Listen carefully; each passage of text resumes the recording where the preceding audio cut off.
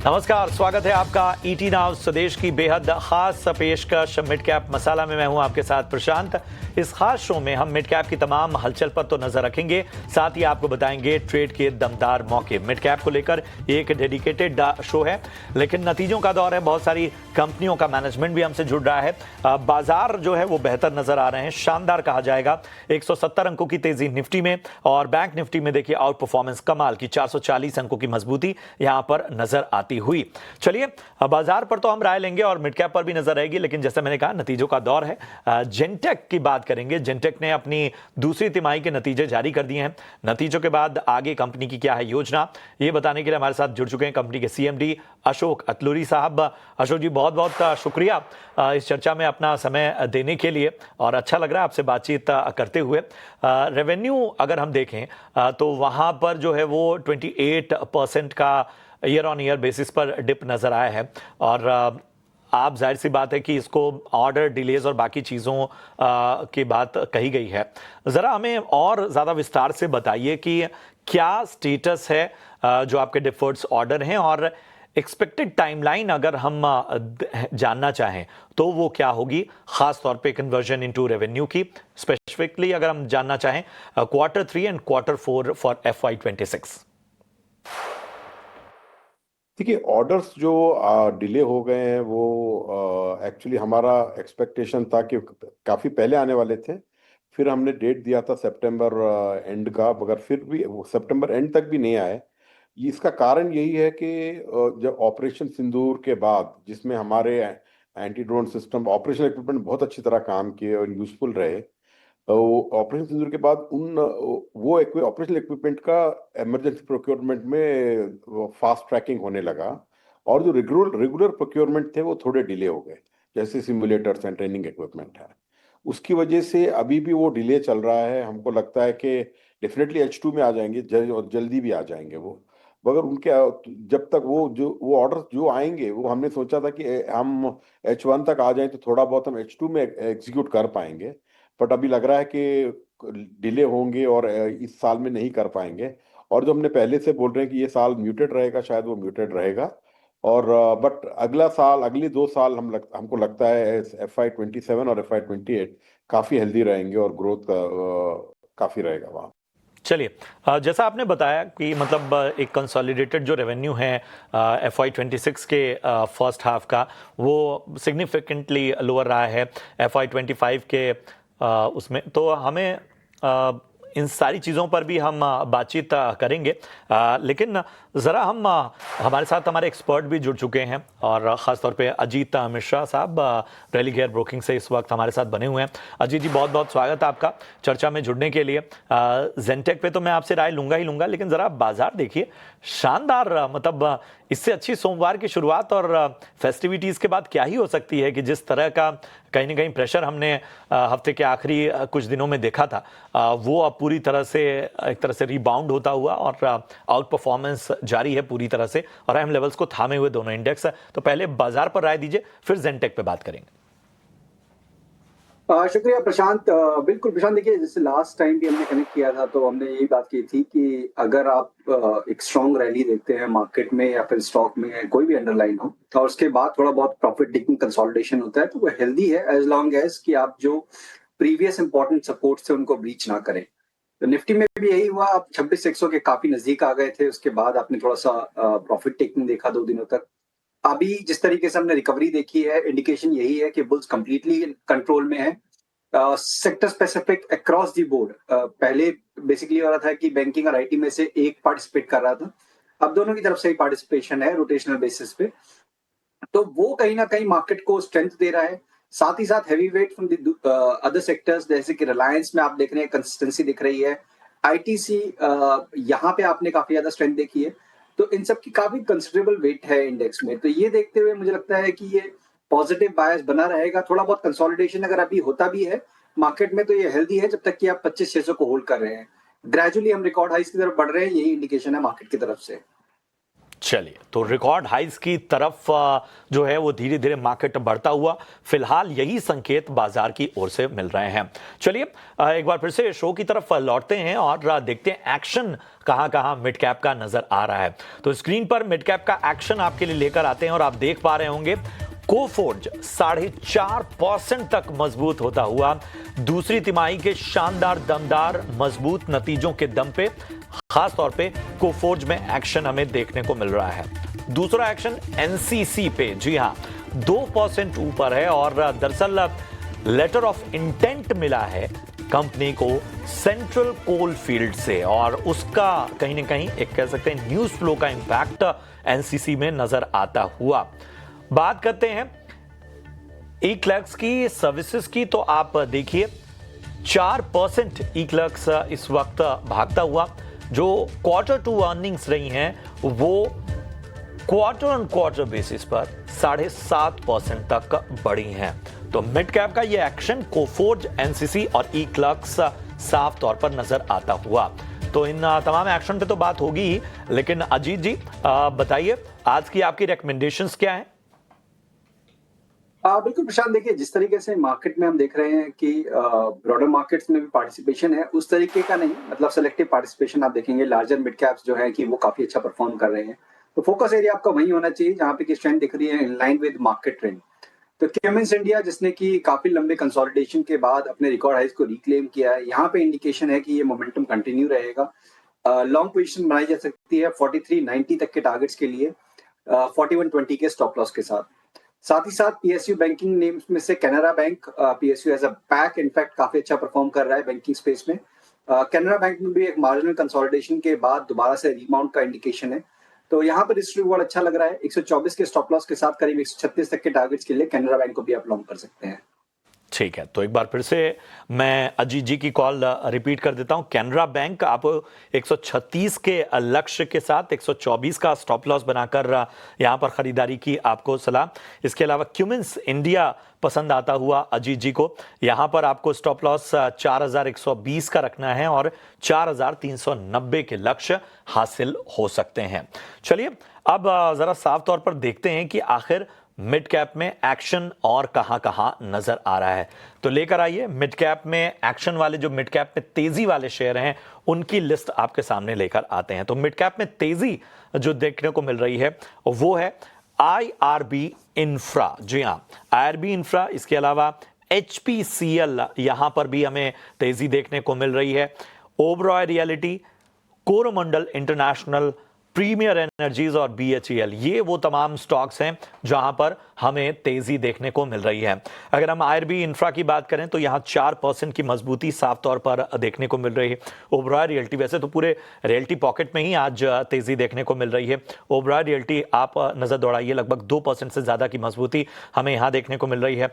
HPCL भी लगभग 2.5% तक मजबूत होता हुआ। इसके अलावा कोरोमंडल इंटरनेशनल, यहां पर भी हमें तेजी देखने को मिल रही है लगभग 2.5% की। प्रीमियम एनर्जीज और BHEL, यहां पर भी तेजी नजर आ रही है। गिरने वाले शेयरों की बात हम बाद में करेंगे, लेकिन बताएं खासतौर पे अजीत, जो मिड कैप में जहां पर एक्शन है, जहां तेजी नजर आ रही है, वहां कोई मौका आप देख रहे हैं? IRB infra, HPCL, Oberoi, Coromandel international, BHEL, ये सारे स्टॉक। बिल्कुल प्रशांत, देखिए यहाँ पे जैसे कि हमने देखा है कि प्रीमियर एनर्जी खास तौर से इस स्टॉक को अगर आप देखेंगे तो ऑलमोस्ट पिछले करीब 5-6 महीने में कंसोलिडेशन रेंज में ये ट्रेड कर रहा था। आज का जो प्राइस एक्शन है काफी डिसाइसिव है, करीब 3.5-4% के गेन्स हैं। वॉल्यूम अभी तक काफी स्ट्रॉन्ग है, मींस एवरेज वॉल्यूम से ऑलमोस्ट 3 टाइम्स अभी तक हो चुका है। तो कहीं ना कहीं कंसोलिडेशन रेंज ब्रेकआउट का एक इंडिकेशन है। यहाँ पे आपको फ्रेश बाइंग नजर आ रही है, तो 1070 के स्टॉप लॉस के साथ यहाँ पे आप लॉन्ग पोजीशन अटेम्प्ट कर सकते हैं 1180 से लेकर 1200 तक के टारगेट्स के लिए। उसके अलावा जैसे कि हमने देखा है कि रियलिटी काउंटर, जैसे आपने भी बताया कि वहां पे एक ट्रैक्शन दिख रहा है।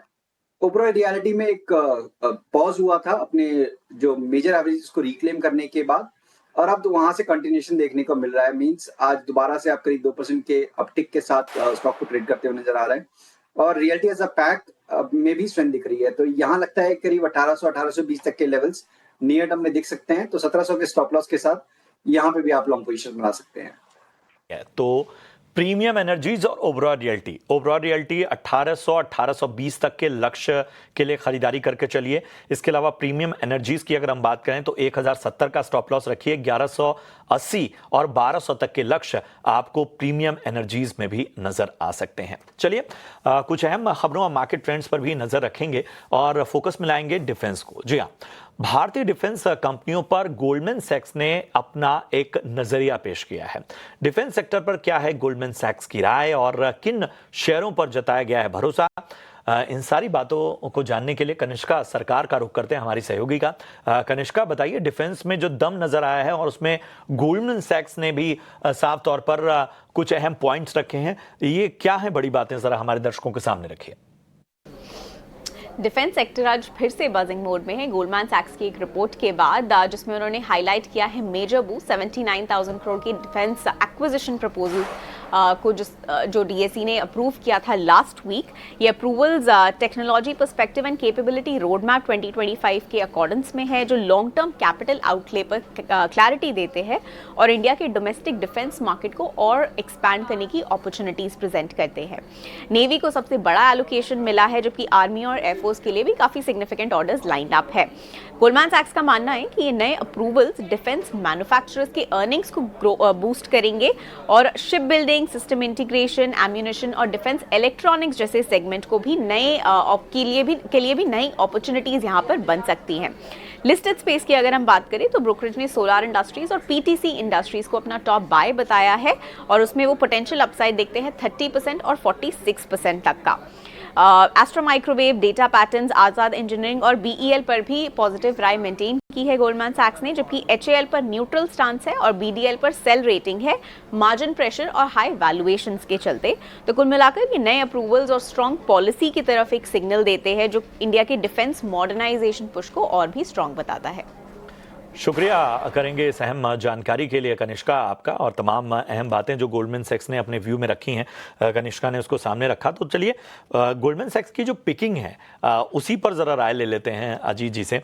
अजीत जी, गोल्डमैन सैक्स के अगर हम फेवरेट स्टॉक्स की बात करें डिफेंस पॉकेट में या उनसे इंटरलिंक्ड जो स्टॉक्स हैं, उनमें सोलार इंडस्ट्रीज़ और पीटीसी इंडस्ट्रीज़ पर दांव खेला है।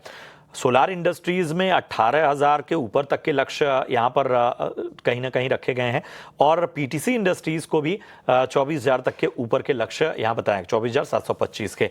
इन दोनों स्टॉक पर आपका क्या नजरिया है? देखिए प्रशांत, नो डाउट काफी ज्यादा स्ट्रॉन्ग ट्रैक्शन हमने देखा है मोस्ट ऑफ दीज आपके जो डिफेंस रिलेटेड काउंटर्स में, और सोलार इंडस्ट्री में भी 17,500 तक के लेवल्स टेस्ट करने के बाद, अपने रिकॉर्ड हाई टेस्ट करने के बाद एक अच्छी करेक्शन ये स्टॉक ने देखी, जहां पे कि अपने लॉन्ग टर्म एवरेजेस के पास आया, करीब 13,000 के पास। वहां से एक रिकवरी का पेस देख रहे हैं हम, काफी टाइट रेंज में ये ट्रेड कर रहा है। मेरे को लगता है कि 17,000 पॉसिबल है कि यहाँ पे आपको देखने को मिल जाए द मोमेंट जब हम देखें इसको 14,200 14,300 के ऊपर सस्टेन करते हुए। तो अभी के लिए मेरी राय होगी कि आप बने रह सकते हैं, जिनके पास लॉन्ग पोजीशन है। फ्रेश कोई मोमेंटम प्ले करना चाहता है तो 14,200 के ऊपर बाय करे। 13,500 का स्टॉप लॉस रहेगा, पहला टारगेट करीब 15,500 का, उसके बाद करीब 16,000 तक का। पीटीसी इंडिया की भी अगर हम बात करें तो यहाँ पे भी देखिए यही इंडिकेशन है कि काफी स्ट्रॉन्ग ट्रैक्शन देखने के बाद, मतलब अपने रिकॉर्ड हाइज को रीटेस्ट करने के बाद एक थोड़ा सा प्रॉफिट टिकने, बिकॉज काफी स्ट्रॉन्ग मोमेंटम दिखा है स्टॉक में, अपने रिकॉर्ड हाइज के पास आ गया है। आज थोड़ा सा प्रॉफिट टेकिंग का मूड है, तो हो सकता है आपको 16,500 16,000 तक के लेवल्स एक बार देखने को मिल जाए। तो उन लेवल्स के पास अब आप बाय करते हैं तो अच्छा एक रिस्क रिवॉर्ड बनेगा, जहाँ पे कि 15,000 आपका मेजर सपोर्ट रहेगा और ऊपर पे करीब 20 से 22,000 पहला टारगेट और उसके बाद 24,000। चलिए, तो पीटीसी इंडस्ट्रीज और इसके साथ ही आपको सोलार इंडस्ट्रीज यहाँ पर नजर रखनी है। लक्ष्य आपको आगे के बता दिए गए और गोल्डमैन सैक्स भी बुलिश है, अजीत जी भी बुलिश हैं, तो एक तरह से डबल मुहर। बहरहाल यहाँ पर रुकना होगा हमें एक छोटे से ब्रेक के लिए। ब्रेक के उस पार भी एक्शन जारी रहेगा, कमाई के मौके आपको बताएंगे, बने रहिए हमारे साथ।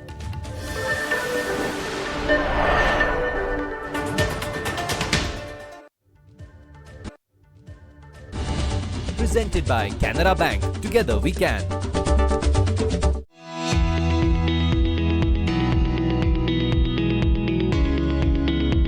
मेरा नाम जयश्री मेनन है और आई एम फ्रॉम मुंबई। मैं, मेरे हस्बैंड और 2 के बच्चे कोविड के टाइम पे मेरे हस्बैंड गुजर गए। उस समय एक दौर था जो सब कुछ ख़राब चल रहा था, और फिर मैंने अपना फाइनेंशियल सिचुएशन रिव्यू की है, और लकीली उस समय से पता चला कि हमने जो SIP किए थे, मार्केट्स में इन्वेस्ट किए थे, और उसके कारण काफ़ी सारे सपने जो है वो हम कंप्लीट कर पाए बिना कुछ दिक्कत के। हमने इवन फ्लैट के लिए लोन भी लिए, तो भी हमें ये इन्वेस्टमेंट्स के कारण वो EMI पे करने में दिक्कतें नहीं आए। So also for education. फिर अभी रिसेंटली मेरे बेटे के शादी हुए, उसमें हमने अगर SIP के मार्ग से ये सब सेविंग्स नहीं किए होते तो शायद हम हमारे उस मुकाम पे नहीं पहुंच सकते।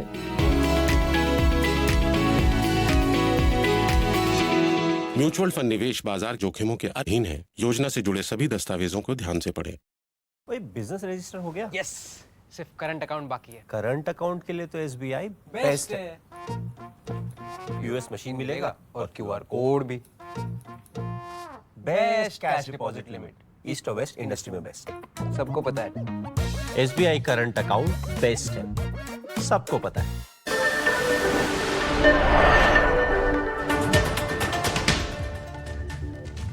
स्वागत है आपका ब्रेक के बाद, और लगातार अहम खबरें भी आ रही हैं। सुप्रीम कोर्ट में आज AGR बकाया मामले पर वोडाफोन आइडिया की याचिका पर सुनवाई होने वाली है। समीर दीक्षित हमारे सहयोगी इस वक्त जुड़ चुके हैं। समीर, बताएं क्या ताज़ा अपडेट है, और जाहिर सी बात है अहम दिन निगाहें बनी रहेंगी। सुप्रीम कोर्ट 27 अक्टूबर सोमवार को वोडाफोन आइडिया की याचिका पर सुनवाई कर सकती है। वोडाफोन आइडिया टेलीकॉम कंपनी ने पहले एक याचिका सुप्रीम कोर्ट में दायर करी थी और चैलेंज किया था कि जो भी additional AGR dues demand raise की गई है डिपार्टमेंट ऑफ टेलीकॉम की तरफ से, वो जायज नहीं है। अपनी फाइलिंग में, अपनी याचिका में वोडाफोन आइडिया ने तर्क दिया था कि जो भी 9,450 करोड़ रुपए की एडिशनल AGR ड्यूज ये डिमांड रेज की गई है DOT की तरफ से, ये सही नहीं है। इस बात की भी अपील की गई थी कि ये जो पूरा जो अमाउंट है एडिशनल AGR ड्यूज, इसका रीअसेसमेंट किया जाना चाहिए for the financial year up to 2016-2017, और इसी को आधार बना करके एक सुप्रीम कोर्ट में याचिका दायर की गई थी। वोडाफोन आइडिया ने अपनी अपील में, अपनी याचिका में इस बात का जिक्र किया है कि ये दरअसल पहले ही जो अमाउंट सेटल किया जा चुका है टेलीकॉम कंपनी की तरफ से, उसको ओवरलैप करता है। यहां तक कि जो सुप्रीम कोर्ट की इस पूरे मसले पे पहले की रूलिंग रही है उसको भी कॉन्ट्रडिक्ट करता है। तो इन आधार पर याचिका वोडाफोन आइडिया की तरफ से सुप्रीम कोर्ट में दाखिल की गई है। आपको बता दें कि इस पर सुनवाई करते हुए पहले भी कुछ मामलों में केस को डेफर किया जा चुका है। हालांकि जब डेफर किया गया है तब सुप्रीम कोर्ट की तरफ से सेंट्रल गवर्नमेंट को एक तरीके से इंडिकेशन दिया जा चुका है कि उसका क्या रुख है, क्या स्टैंड है टेलीकॉम कंपनी को लेकर के, वो स्पष्ट किया जा। और ये बता दें आपको कि वोडाफोन आइडिया में केंद्र सरकार की 49% की हिस्सेदारी है। ऐसे में इस याचिका से जुड़ी हुई जो भी दिशा निर्देश सुप्रीम कोर्ट से आएंगे वो काफी अहम होंगे वोडाफोन आइडिया की फाइनेंशियल स्टेबिलिटी के लिए और उसके भविष्य के लिए। चलिए, तो तमाम जो बातें हैं वो समीर ने आपके सामने रखी, नज़र तो रहेगी। एक्शन भी आज स्टॉक में 1.25% इस वक्त मजबूत होता हुआ वोडाफोन आइडिया 0.9% तक पहुंचा हुआ है, और पिछले 5 ट्रेडिंग सेशन में हम देखें तो लगभग 8.5% चला ही ये स्टॉक, और पिछले एक महीने में 18% से ज़्यादा की तेज़ी हम देख पा रहे हैं। तो 6 महीने में भी अच्छा चला ये स्टॉक, लगभग 30% के आसपास के ऊपर के रिटर्न इसने दिए हैं। अजीत जी, वोडाफोन के साथ यही दिक्कत है कि एक बार चलने के बाद वो फिर रेंज में फंस जाता है, और जाहिर सी बात है न्यूज़ इम्पैक्ट और बाकी जो इश्यूज़ हैं वो सब अभी धीरे धीरे रिजॉल्व होंगे। उसमें कभी पॉजिटिव संकेत आते हैं, कभी एक स्टैग्नेंसी भी हमें देखने को मिलती है। हमें बताइए क्या किया जाए वोडाफोन आइडिया में? प्रशांत, बिल्कुल सही कहा आपने। जैसे कि पास्ट में बहुत बार ऐसे ओकेजन्स आए हैं जहां पे कि रिवाइवल के इंडिकेशन और कहीं ना कहीं उम्मीद, मैं कहूंगा कि लगाई गई जो डेवलपमेंट्स हुए उनके बेसिस पे, और बीच बीच में आपने देखा कि स्टॉक ने करीब 20 तक के लेवल्स भी टेस्ट किए। बट बिल्कुल जैसा आपने बताया कि वो शॉर्ट टर्म रही, और उसके बाद से हमने देखा कि स्टॉक दोबारा से करीब 6-7 रुपए के लेवल्स तक रीटेस्ट करके वहीं से फिर दोबारा से एक रीबाउंड का अटेम्प्ट अभी दिख रहा है। तो मेरे हिसाब से ज्यादा एग्रेसिव नहीं होना चाहिए इसमें। जिनके पास पोजीशन फंसी हुई है डेफिनेटली वो बने रह सकते हैं। 8.5 के पास एक इमीडिएट बेस है, वही आपका स्टॉप लॉस रहेगा। 10.5 मुझे लग रहा है कि एक इमीडिएट रेजिस्टेंस एरिया है, उसको अगर क्रॉस करेंगे तो शायद रिबाउंड और एक्सटेंड हो। बट अगर कोई फ्रेश बाइंग करना चाहता है तो डेफिनेटली भारतीय एयरटेल एक अच्छा विकल्प है। स्टॉक अपने रिकॉर्ड हाई पे है, तो बेसिकली आपको अपॉर्चुनिटी कॉस्ट देखनी चाहिए कि अगर आपने 7 साल पहले 8 साल पहले आइडिया में इन्वेस्ट किया है और भारतीय एयरटेल में इन्वेस्ट किया है तो किस तरीके के रिटर्न्स रहे हैं। तो एब्सोल्यूट प्राइस की, जैसा मैं हमेशा बोलता हूँ, उसको फोकस ना करते हुए जहां पे कि आपको स्ट्रेंथ है ओवरऑल, वहां पे आपको फोकस करना चाहिए when it comes to long term investment. चलिए, तो जहां पर आपको थोड़ा भी संशय ना हो, जहां पर कंपनी जो है वो बेहतर नज़र आ रही हो, वहां पर आपको कहीं ना कहीं देखना होगा। और आपको अगर हम वोडाफोन आइडिया पे बात करें तो 8.5 रुपये का लेवल याद रखिए। और उसके साथ ही आपको याद रखना होगा ख़ास तौर पे एक अहम स्तर पे आपको भारतीय एयरटेल, और यहाँ पर ज़्यादा बेहतर मौके आपको नज़र आते हैं। चलिए अब रुक करते हैं मिड कैप के महारथी सेगमेंट का।